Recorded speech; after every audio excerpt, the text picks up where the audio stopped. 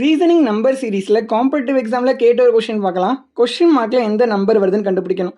First 0 எப்படி வந்துச்சுன்னு பாருங்கள். 1 ஸ்கொயர் மைனஸ் 1 என்ன? 1 மைனஸ் 1 0. கரெக்டாக ஃபஸ்ட்டு நம்பர் நமக்கு கிடச்சிருச்சு. நெக்ஸ்ட்டு பாருங்கள், 1 ஸ்கொயருக்கு அப்புறம் 2 ஸ்கொயர், இங்கே -2 பண்ணிக்கோங்க. சரியா? இந்த ஆர்டரில் போகணும். 4 மைனஸ் 2 என்ன? 2. கிடச்சிருச்சா?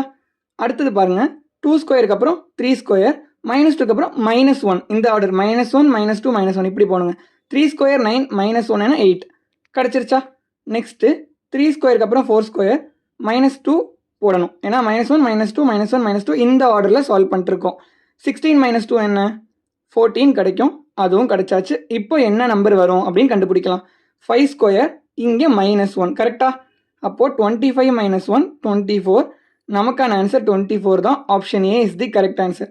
34 எப்படி வந்துச்சுன்னு பார்க்கலாம். 6 ஸ்கொயர் -2. கரெக்டா?